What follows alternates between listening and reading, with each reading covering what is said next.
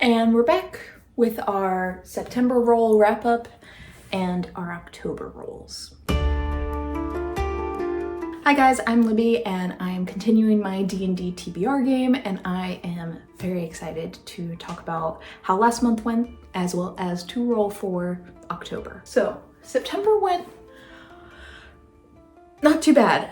Actually, I had 6 books that I had to read and I read almost all of them. So let's go through it.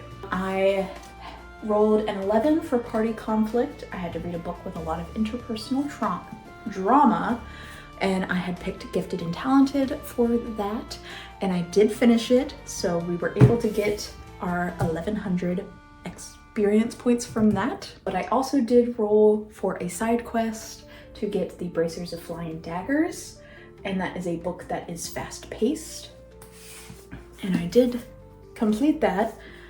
I picked Battle of the Labyrinth, I read Battle of the Labyrinth, finished that, got 10,000 experience points from that, plus another bonus 1,000 because as a barbarian, I read a fast-paced book that has a lot of action. So I get an extra 1,000 points from that. Then I rolled a 3, and that was to roll for initiative. It's the first book you see on your shelf for 700 experience points, and I saw Gods Below was the first one on my shelf. I tried to read it.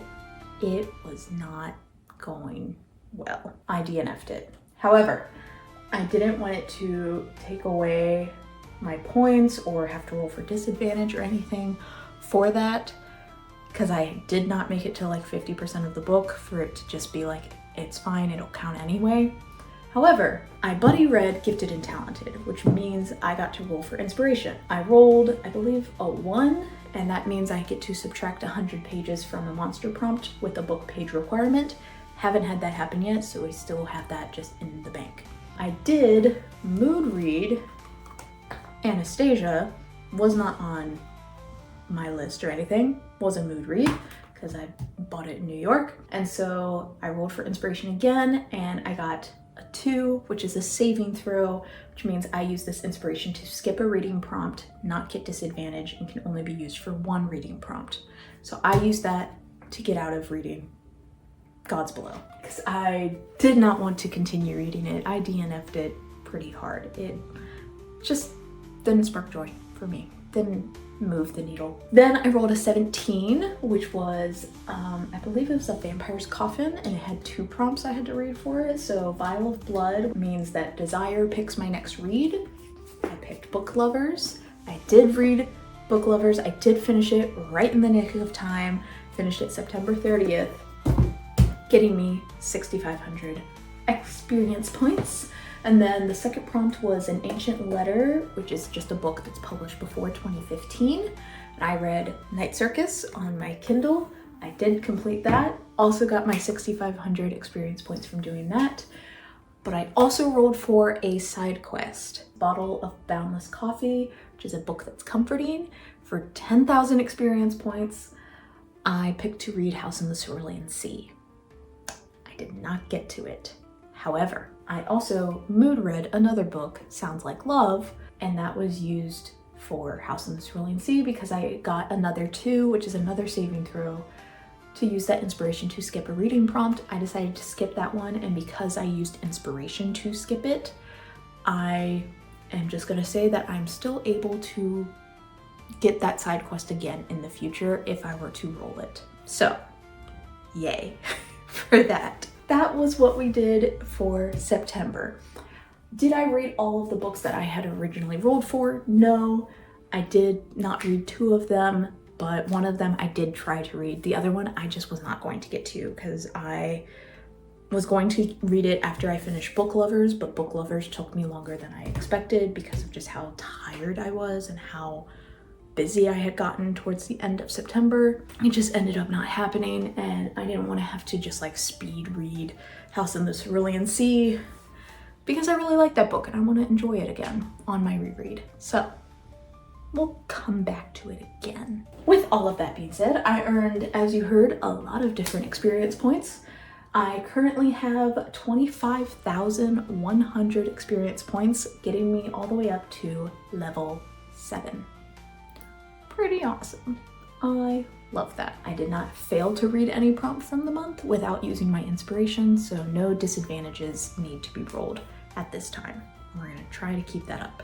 I don't want to roll for disadvantage because I reread the stuff from the disadvantage list and I really don't want to do some of those. If I rolled like a 2, I just lose 500 experience points. Whatever, that's fine, whatever. But some of the other ones I was like, I really don't want to roll those. So these done. Now let's roll for October. For October, I did go to the Renaissance Fair in September, and so I do have a new dice set that I'm going to be using for our October rolls. This is what they look like. I think they are very, very pretty. Again, this D&D TBR game comes from Tori Between the Pages, and she did come out with an edition for October, and I was really interested in it. I really wanted to do it. I forget what it was called, but it was something with like a storybook. And I really liked the idea, but I don't think I'm going to be doing it for this month. Maybe I'll do it some other month, but I don't think it's going to work out for me this month because you have to, in order to earn any experience points and not lose experience points or anything like that, you have to read 7 books. So you have to like complete 7 prompts. And I had 6 that I just had to read last month and I could barely get through that. I did mood read quite a few different books. That's on me. I'm trying to be better. But I don't think I am able to do that, especially with how busy my month of October is going to be. I decided I'm not going to do that one. I'm just going to do a regular rolling of the D&D TBR game. I'm going to do my regular just 3 rolls. As we saw last time, that got me 6 books that I had to read. So even though I'm rolling 3 times, I'm probably going to have 5 or 6 books again, just because that's the way the cookie crumbles apparently. But I think I'm just gonna stick to that instead of trying to have 7 books that I roll for and I have to read, and then I end up failing that, because I don't want to do that. And I think I'll probably go back to it a different time because it didn't seem like it was something that you had to just do in October, and I make my own rules. So maybe I'll do it during a month where I'm not nearly as busy. Maybe I'll decide to do it in December if she doesn't have like another one that comes out. Instead, we are going to roll for this month. So our first roll, I rolled a 16, and so that is a Dryad. So travelers entering a forest might catch a glimpse of a feminine form flitting through the trees. Warm laughter hangs on the air, drawing those who hear it deeper into the emerald shadows. A dryad can emerge from a tree form and travel the lands around it, but the tree remains her home and roots her to the world. They can speak with plants and animals, teleport from one tree to another, luring interlopers away from their grove. You can choose to fight or befriend this creature. Please only choose one of the following prompts. And it is a challenge rating of 1. You only get 200 experience points. And there is an option for a side quest. The befriend prompt is Forest Guardian prompt, requires reading a book with a protagonist that protects something natural or sacred. And then the fight prompt is a Circle of Life prompt, requires reading a book that deals with birth, death, or rebirth. Think character growth, reincarnation, or legacy. Unfortunately, I do think I'm going to fight the Dryad because I didn't have a ton of books that worked well for the first prompt. I did have quite a few that would work well for the second prompt, so we're going to be reading, well, we're going to pick the book that I'm currently reading, which is Ruin and Rising, which is the 3rd in the Shadow and Bone trilogy, because it seems to have a lot of death and it is the last in the series, and so there should be a good amount of character growth, legacy stuff happening. So I'm excited for that. And then I need to roll for my side quest. All right, so we got a 3, which is Blood Fury Tattoo. The tattoo has 10 charges and it regains all expended charges daily at dawn. While this tattoo is on your skin, you gain the ability to do necrotic damage. Interesting. Read a book featuring blood, or a character that has a tattoo featuring blood. Could be a vampire book, a horror, a dark romance, etc. I think I'm going to read Prince of Thorns and Nightmares for this one, because it has a little bit of a dark fantasy twist to it that includes blood magic and tattoos. So I think that's going to work out very well, and it is one that I've been trying to read for a while now. And so hopefully by reading this, I can finally get to the next in the series, which is the one about Cinderella's prince. So yay! That hopefully will also get me 10,000 points because it's a side quest. Let's go on to our next roll. 6. Interesting, because last time we got all dungeons and now we're getting back-to-back monsters. Interesting. Alright, 6 is Banshee. When night falls, unlucky travelers hear the faint cries of the forlorn dead. This woeful spirit is a banshee, a spiteful creature formed from the spirit of a female elf. I did not know that. Banshees' faces are wreathed in a wild tangle of hair, its body clad in wispy rags that flutter and stream around it. A banshee becomes forever bound to the place of its demise, unable to venture more than 5 miles from there. These creatures covet beautiful objects, fine jewelry, paintings, statues, and other objects of art. They abhor any mirrored surface, for it can't bear the horror of its own existence. Interesting. It's a challenge level 4, so 1100 XP. And another side quest option, roll for a side quest. So, the prompt is to read a book that has death themes, or a gothic book, or a book that has a ghost-like being. Lots of my books have death because a lot of them are fantasy, but already one is coming to mind, actually. And that is the last Percy Jackson book, The Last Olympian. Not only does it have a good amount of death that happens in it, but also a ghost-like being, Nico D'Angelo, anybody? So I think it doubly fits it, and also I just really want to get this book done. So we will read that one for it. Roll for our side quest.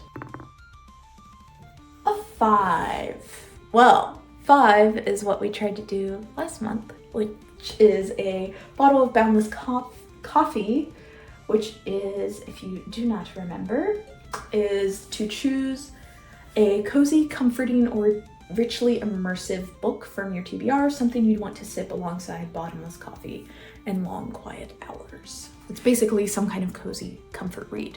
I could read House on the Cerulean Sea.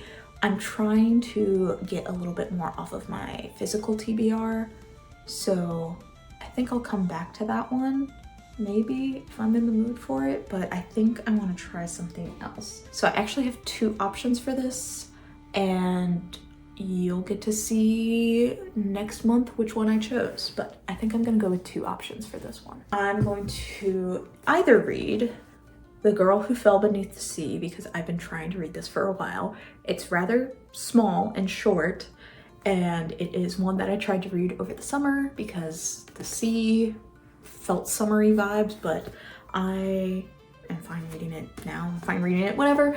It's supposed to have like really beautiful, mesmerizing prose to it already, so that already feels like richly immersive and feels very comforting in that way. So I think I will really like this. Also, it's small.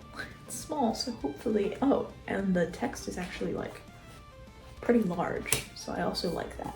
So it's either going to be that one or Emily Wilde's next book, Map of the Otherlands. I say that one or this one because I do have this on hold with Libby for an audiobook version of it, and I think that would help me to get through it a little bit faster based on how busy I'm going to be this month, and I would also just really like to continue with this series so then I can get the 3rd book to finish this series. So it kind of just depends on, once I get through kind of the books that I'm currently reading, which one of these is going to be the one up next.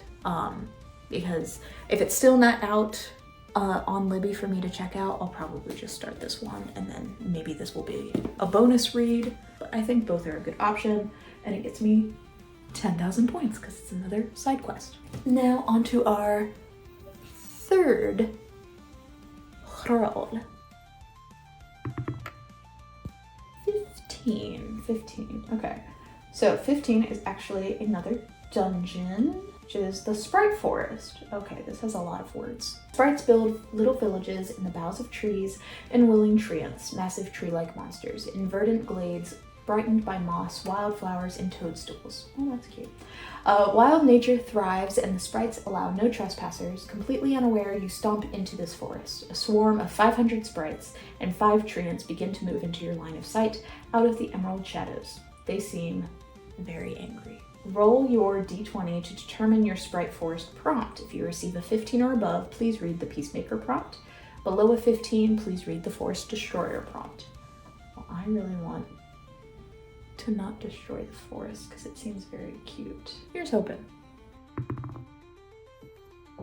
Oh, thank God. Okay, so we got a 16. Yay, so I get to not destroy the forest. So they lead you down a misty path where you're able to speak to the spirit of the forest. Walking down the lost and wandering misty path, you encounter memories that make you question who you are to test your character. Read a book where the main character is searching for meaning, for someone, or for a way home. Upon completing the prompt, you gain 45,000 experience points. That's a lot. I actually think that the book I'm currently listening to fits. That is The Scorpion and the Night Blossom. This is like the Fairy Loot version, so there we go. Simply because she is literally on a search to help to save her mother. She goes through trials, so there's a lot of searching. Searching's a pretty broad category too, and I've already started it, and so literally in like the first chapter, she's already literally searching for the Moa. It's like a race of demon. So I feel like this fits pretty well. There's no side quest option for this because already 45,000 experience points, crazy. And I'm already just a little bit through. It turns out all 3 of my currently reading books are on here. And you know what? I'm feeling a little crazy and I kind of want to roll for a 4th prompt. I know I said that October's gonna be really busy, but I'm feeling a little dangerous and I kind of want to roll for a 4th prompt. So let's see. We got a 13, which is the Demolic Crypt. The immortality granted to a lich only lasts as long as it feeds on mortal souls. If it falters or fails, its bones turn to dust until only the skull remains. The Demolic hides its earthly remains and treasures in a labyrinth tomb guarded by monsters and traps. At the heart of the maze is the Demolic's skull and the dust from its other bones. 18,000 experience points. Damn. Roll your d20 to determine your Demolic Crypt prompt. If you receive an 11 or higher, please read the critical hit prompt. And then anything below an 11, please read the critical fail prompt. Okay. We got a 14. Thank God. I skimmed over what the critical fail prompt is. I did not want to do that.